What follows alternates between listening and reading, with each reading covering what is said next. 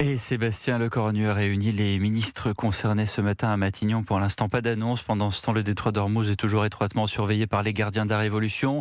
L'Organisation maritime internationale demande la création d'un corridor maritime sûr pour évacuer les navires bloqués dans le Golfe.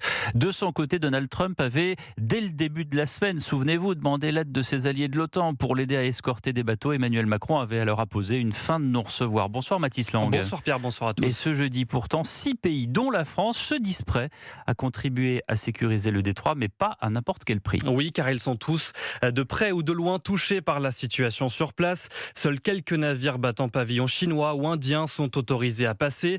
En début de semaine, vous le disiez Pierre, Donald Trump appelait ainsi à la constitution d'une coalition pour escorter les navires qui pourraient être ciblés.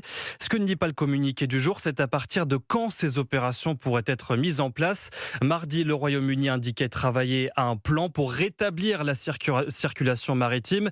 Emmanuel Macron, le même jour, s'y refusait dans le contexte actuel de bombardement.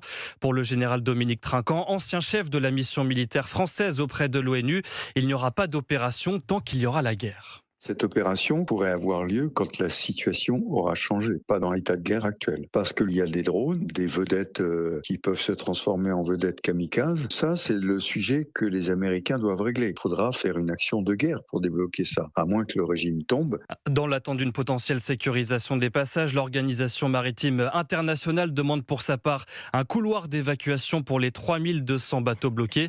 20 000 marins patientent actuellement à leur bord.